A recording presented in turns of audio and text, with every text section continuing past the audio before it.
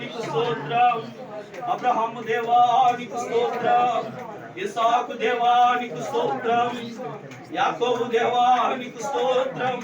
మా పితరుల దేవా నీకు స్తోత్రం.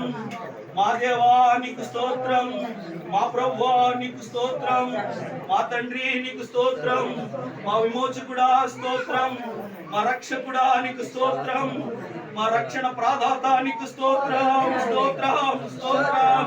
హల్లెలూయా హల్లెలూయా హల్లెలూయా హల్లెలూయా హల్లెలూయా.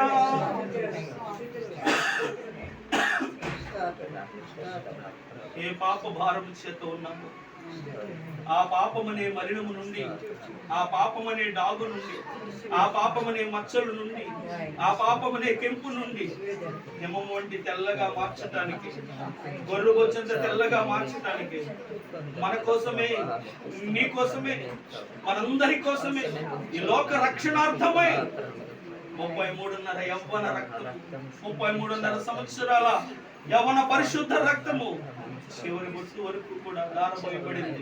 ఇదిగో ఇప్పుడైనా నీ పాపాలు కడుక్కుంటారని నువ్వు ఒప్పుకుంటే, ఇప్పుడైనా నీ రక్తంలో నా జీవితాన్ని తెలుపు చేసుకుంటానని నువ్వు ఆలోచన కలిగి ఉంటే, నేటి వరకు కూడా గొల్గొతా కొండ మీద నుంచి నీ సమీపం వరకు ప్రవహిస్తున్న ఆ శిలువ రక్తాన్ని, అది ప్రతి ఘోర పాపం, ఎంతటి ఘోర పాపాన్నైనా శుద్ధి చేస్తుంది, శుద్ధి చేస్తుంది.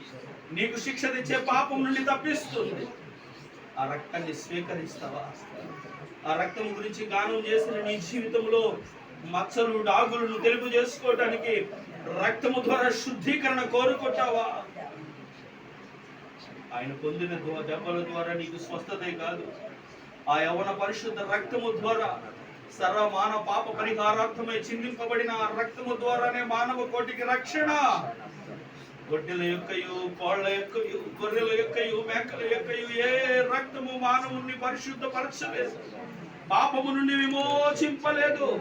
అందుకనే మన ప్రధాన యాజకుడైన మెల్కీషేదు క్రమములో చేరిన ఆ ప్రధాన యాజకుడైన యేసుక్రీస్తు ప్రభువారే 2025 సంవత్సరాల క్రితము నా పాపము నిమిత్తము ఆ పరిశుద్ధ స్థలములోనికి ఆ రక్తము ద్వారా తండ్రి దగ్గరికి ప్రవేశించి నీ కోసము నా కోసమే బలియాగమైపోయాడు.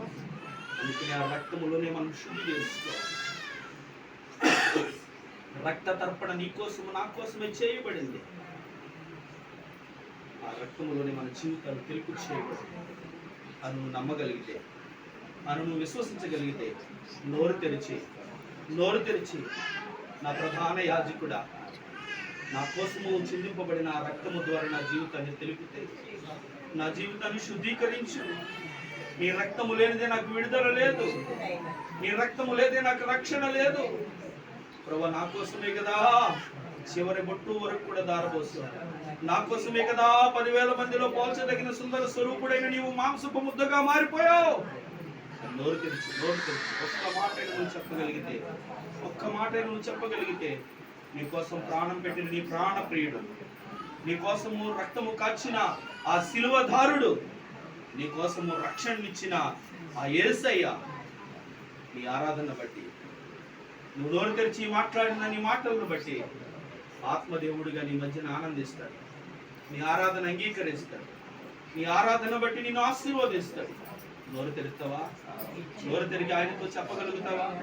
నీ వ్యక్తిగతంలో, నీ అంతరంగంలో, నీ నీ నీ రహస్య జీవితంలో ఉన్నది ఆయనకి సమస్తము తెలుసు గనక నోరు తెరిచి నీకు నువ్వుగా ఆయనతో చెప్పుకుంటే, ఒప్పుకుంటే, విడిచిపెట్టాలని ఆశ కలిగి ఉంటే గనక ఇప్పుడే ఆ రక్తము నీ మీదకి ప్రవహించబడుతుంది. ఇప్పుడే ఆ రక్తము నిన్ను శుద్ధి చేస్తుంది. ఆరాధన ముగించబడుతుంది. నువ్వు నోరారా ఒకవేళ చెప్పగలిగితే కనుక ఇప్పుడే నీకు శుద్ధీకరణ కలుగుతుంది. ఇప్పుడే నీకు పాప క్షమాపణ కలుగుతుంది. ఇప్పుడే నీకు నీ పశ్చాత్తాపాన్ని బట్టి నీకు విడుదల కలుగుతుంది. నువ్వు తేలిక చేయబడతావు. నీ భారము దింపుకున్న వ్యక్తిగా దేవుని ఎదుట నువ్వు తేలికైపోతావు. ఎప్పుడు అంటే గనక ఒప్పుకొని విడిచిపెట్టాలని నీలో ఆశ కలిగి నీవు దేవునితో చెప్పినప్పుడు ఆయన మన మధ్యలో ఉన్నాడు. నీ నా ఆరాధన ఆయన ఆలకిస్తున్నాడు, అంగీకరిస్తున్నాడు. ఆరాధన ముగించుకున్నాడు. ఆరాధన ముగించుకుందాం. తండ్రి యొక్కయు కుమారుని యొక్కయు పరిశుద్ధాత్మ యొక్కయు నామమున ఆమేన్. అలానికి మాటలు చెప్పండి. ప్రభువా మమ్మల్ని కనికరింపు, ప్రభువా మమ్మల్ని కనికరింపుము. క్రీస్తు మమ్మల్ని కనికరింపు, క్రీస్తు మమ్మల్ని కనికరింపుము. ప్రభువా మమ్మల్ని కనికరింపు. ప్రభువా మమ్మల్ని కనికరింపుము. అందరం కలిసి అపోస్తల విశ్వాస ప్రమాణాన్ని మన విశ్వాసంగా ఒప్పుకుందాం. భూమి ఆకాశములను సృజించిన సర్వశక్తి గల తండ్రి అయిన దేవుని నేను నమ్ముచున్నాను. ఆయన ఏక కుమారుడను మన ప్రభు అయిన యేసుక్రీస్తు నమ్ముచున్నాను. ఈయన పరిశుద్ధాత్మ వలన గర్భము ధరింపబడి కన్య అయిన మరియకు పుట్టి కుంటి పిలాతు అధికారం కింద శ్రమపడి సిలువేయబడి చనిపోయి సమాధి చేయబడిననియు అదృశ్యలోకమునకు దిగిననియు చనిపోయిన వారిలో నుండి 3వ దినమున లేచి పరలోకమునకు ఎక్కి సర్వశక్తి గల తండ్రి అయిన దేవుని కుడి చేతి వైపున కూర్చున్నాడనియు సజీవులకును మృతులకును తీర్పు చేయటకు అక్కడను వచ్చిననియు నమ్ముచున్నాను. పరిశుద్ధాత్మ నమ్ముచున్నాను. పరిశుద్ధుల క్రైస్తవ సంఘమగు పరిశుద్ధుల సహవాసము పాప క్షమాపణయు శరీర పునరుద్ధానమును నిత్య జీవమును అని నమ్ముచున్నాను. ఆమేన్.